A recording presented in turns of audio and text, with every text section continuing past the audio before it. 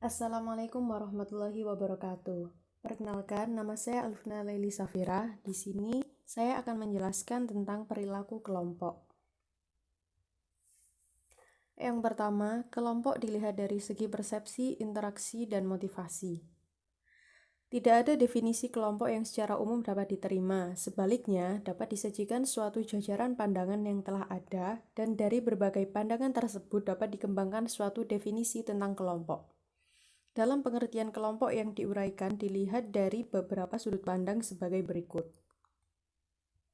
Yang pertama adalah kelompok dalam artian persepsi. Banyak ahli ilmu perilaku berpendapat bahwa untuk dianggap suatu kelompok harus mempersepsikan hubungan mereka terhadap yang lainnya. Sebagai contoh, suatu kelompok kecil didefinisikan sebagai orang-orang yang terlibat dalam interaksi satu sama lain dalam suatu pertemuan tatap muka atau serangkaian pertemuan semacam itu, di mana setiap anggota menerima beberapa kesan atau persepsi yang cukup jelas tentang anggota lainnya, sehingga ia dapat memberikan reaksi satu sama lain sebagai seorang individu yang ingin dihargai keberadaannya. Yang kedua adalah kelompok dalam artian interaksi. Para ahli teori mengasumsikan interaksi dalam bentuk saling ketergantungan adalah inti kekelompokan. Pandangan yang menekankan interaksi antar pribadi adalah sebagai berikut. Yang dimaksudkan dengan kelompok menurut pandangan ini adalah sejumlah orang yang berkomunikasi satu dengan yang lain yang sering melampaui rentang waktu tertentu dan yang jumlahnya cukup sedikit sehingga setiap orang dapat berkomunikasi satu sama lain, tidak sebagai orang kedua melalui orang lain, tetapi saling berhadapan. Yang ketiga adalah kelompok dalam artian motivasi. Kelompok yang gagal dalam membantu anggotanya akan mengalami kesulitan dalam melangsungkan kehidupannya. Karyawan tidak dapat terpenuhi kebutuhannya dari satu kelompok tertentu akan mencari kelompok lain untuk membantu memenuhi kebutuhannya. Pandangan ini mendefinisikan kelompok sebagai sekumpulan individu yang keberadaannya sebagai sekumpulan yang menguntungkan individu-individu. Selanjutnya adalah tahapan pengembangan kelompok. Yang pertama adalah tahap pembentukan atau forming stage. Tahap pertama pembentukan dicirikan oleh banyak sekali ketidakpastian mengenai maksud, struktur, dan kepemimpinan kelompok. Para anggota menguji coba untuk menentukan tipe-tipe perilaku apa yang dapat diterima dengan baik. Tahap ini selesai ketika para anggota mulai berpikir tentang diri mereka sendiri sebagai bagian dari suatu kelompok. Yang kedua adalah tahap keributan atau mempeributkan atau disebut storming stage. Tahap mempeributkan adalah salah satu konflik intrakelompok. Para anggota menerima keberadaan kelompok tetapi menentang hambatan yang memaksakan para individualitas. Terdapat konflik tentang siapa yang akan mengendalikan kelompok. Ketika tahap ini selesai, akan terdapat suatu hierarki kepemimpinan yang relatif jelas di dalam kelompok. Yang ketiga adalah tahap penormaan atau disebut norming stage. Pada tahap ini, hubungan yang dekat akan berkembang dan kelompok akan menunjukkan kekompakan. Sekarang terdapat rasa identitas kelompok yang kuat dan persahabatan. Tahap menyusun norma ini selesai ketika struktur kelompok mengeras dan kelompok telah berasimilasi serangkaian ekspektasi umum mengenai apa yang mendefinisikan perilaku anggota yang benar. Yang keempat adalah tahap pelaksanaan atau pengerjaan atau disebut performing stage. Struktur pada poin ini sepenuhnya fungsional dan diterima. Energi kelompok telah berpindah dari mengenal dan memahami satu sama lain hingga mengerjakan tugas yang ada. Bagi kelompok kerja yang permanen, mengerjakan adalah tahap terakhir dalam pengembangan. Namun, untuk komite-komite, tim, satuan tugas, dan kelompok sama yang bersifat sementara yang memiliki tugas yang terbatas untuk mengerjakan, terdapat tahap lagi yakni tahap membubarkan. Yang kelima atau yang terakhir adalah tahap pembubaran atau disebut adjourning stage. Tahap membubarkan adalah tahap untuk mengakhiri kegiatan dan mempersiapkan diri untuk pembubaran. Beberapa anggota kelompok optimis, bersenang-senang atas pencapaian kelompok. Anggota lainnya lebih tertekan karena kehilangan persahabatan dan pertemanan yang didapat selama kelangsungan kerja kelompok.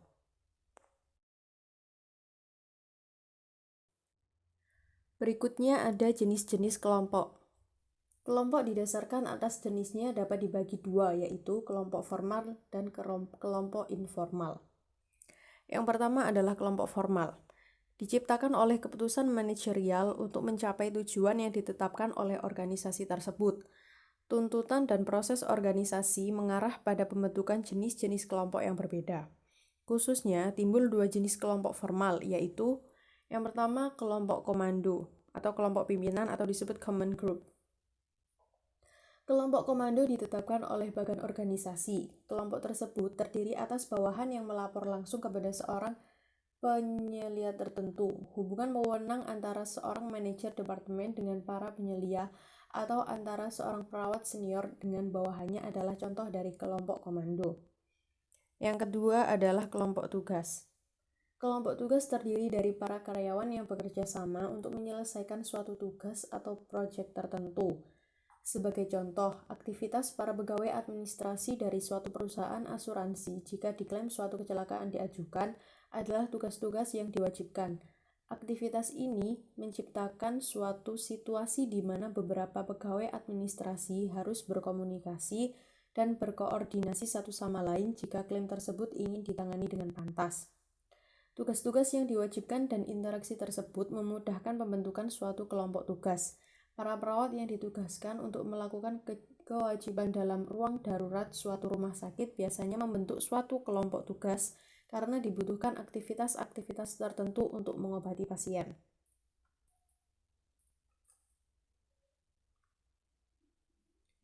Yang kedua adalah kelompok informal. Kelompok informal adalah pengelompokan orang-orang secara alamiah dalam suatu situasi kerja sebagai tanggapan terhadap kebutuhan sosial. Dengan kata lain, kelompok informal tidak muncul sebagai hasil rencana yang disengaja tetapi berkembang secara agak alamiah. Ada dua jenis khusus kelompok informal, yaitu yang pertama adalah kelompok kepentingan. Individu-individu yang mungkin tidak menjadi anggota dari kelompok komando atau kelompok tugas yang sama dapat berafiliasi untuk mencapai beberapa sasaran bersama. Pengelompokan bersama para karyawan tersebut merupakan suatu kesatuan barisan menghadapi pimpinan untuk memperoleh manfaat lebih besar. Contoh dari kelompok kepentingan adalah para pelayan restoran atau hotel yang menghimpun semua tips yang mereka terima.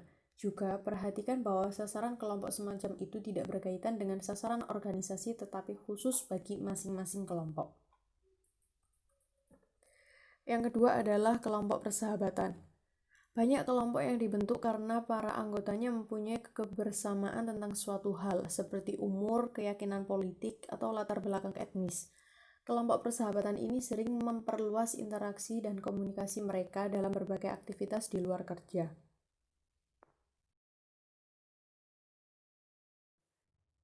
Selanjutnya adalah tujuan kelompok. Tujuan kelompok, jika dipahami dengan jelas, dapat menjelaskan mengapa seseorang tertarik pada suatu kelompok. Sebagai contoh, seseorang mungkin memasuki suatu kelompok yang berkumpul setelah jam kerja agar mengenal sistem suatu komputer baru. Umpamakan sistem ini akan diterapkan dalam kerja organisasi tersebut 2 tahun kemudian. Orang yang secara sukarela ikut dalam kelompok setelah jam kerja tersebut berkeyakinan bahwa mempelajari sistem baru ia merupakan keharusan dan tujuan yang penting bagi karyawan. Berikutnya ada properti kelompok. Kelompok kerja memiliki properti yang membentuk perilaku para anggota yang membantu menjelaskan serta memprediksi perilaku individu di dalam kelompok, sama halnya dengan kinerja kelompok itu sendiri. Beberapa dari properti ini adalah: pertama, peranan. Peran merupakan suatu rangkaian pola perilaku yang diharapkan atau yang dikaitkan dengan seseorang yang menduduki posisi tertentu dalam unit sosial. Persepsi peran yakni suatu sudut pandang individu mengenai bagaimana dia seharusnya bertindak dalam suatu situasi tertentu. Kita mendapatkan persepsi peranan dari semua stimulus di sekitar kita seperti teman, buku, film, dan televisi. Lalu ada ekspektasi peran, yaitu bagaimana yang lainnya meyakini seseorang akan bertindak dalam suatu situasi tertentu. Di tempat kerja, kita melihat ekspektasi peran melalui sebuah perspektif kontrak psikologis, yakni sebuah pernyataan yang tidak tertulis yang mengemukakan apa yang manajemen harapkan dari karyawan dan sebaliknya. Pernyataan ini mengemukakan ekspektasi timbal balik, yakni apa yang manajemen harapkan dari para karyawan dan sebaliknya.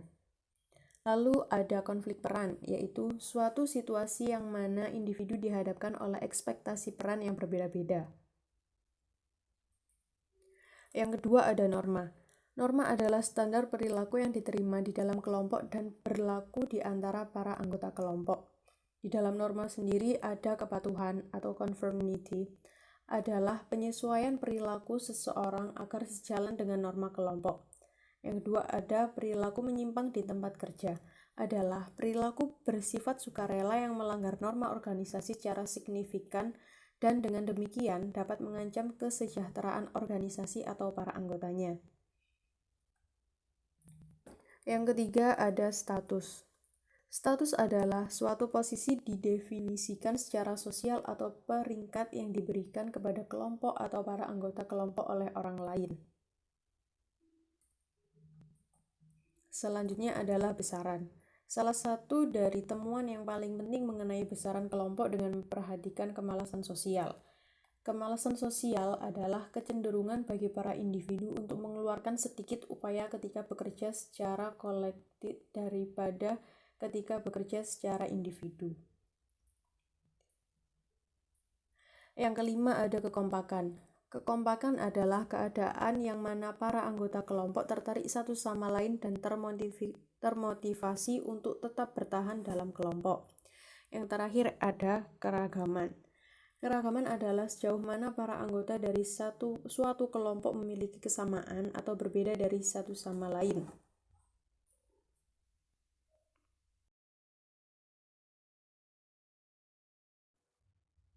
Materi selanjutnya adalah pengambilan keputusan kelompok. Dalam pengambilan keputusan menggunakan kelompok, para manajer harus menilai apakah peningkatan dalam efektivitas jauh lebih banyak dari cukup untuk mengimbangi penurunan dalam efisiensi. Yang pertama ada kelompok versus individu. Kelompok merupakan kendaraan yang sempurna untuk mengerjakan beberapa langkah dalam proses pengambilan keputusan.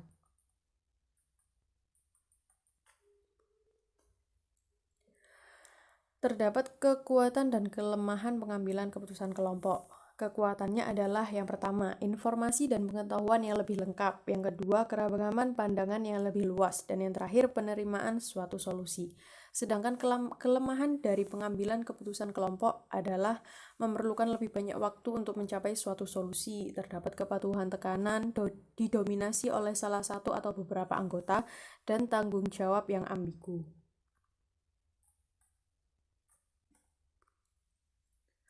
Yang kedua ada pemikiran kelompok dan pergeseran kelompok.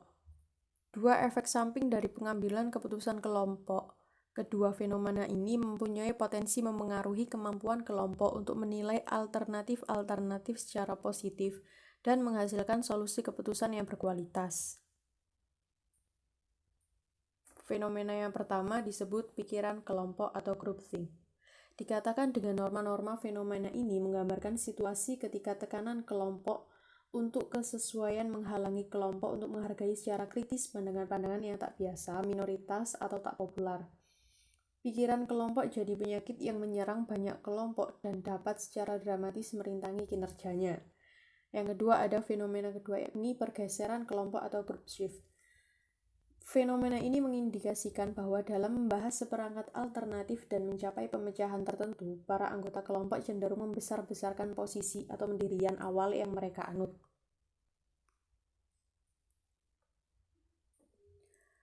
Yang ketiga ada teknik-teknik dalam pengambilan keputusan kelompok. Dalam pengambilan keputusan kelompok secara kelompok, terdapat beberapa teknik yang dapat digunakan untuk memfasilitasi terjadinya pengambilan keputusan. Pemilihan teknik yang akan digunakan harus memperhatikan keefektifan dan juga karakter individu-individu yang akan menjadi sebuah kelompok. Teknik yang dapat digunakan adalah yang pertama, interacting groups. adalah kelompok yang khusus di mana setiap anggotanya berinteraksi satu sama lain atau face to face. Yang kedua ada nominal groups. Teknik adalah teknik yang digunakan dalam pengambilan keputusan secara grup di mana anggota grup bertemu tatap muka. Selanjutnya ada brainstorming, adalah sebuah proses mencari ide sebanyak-banyaknya dari setiap individu anggota grup. Yang terakhir ada electronic meeting, adalah penggunaan media elektronik sebagai media interaksi antar anggota grup sehingga anggota grup tidak perlu bertemu secara fisik.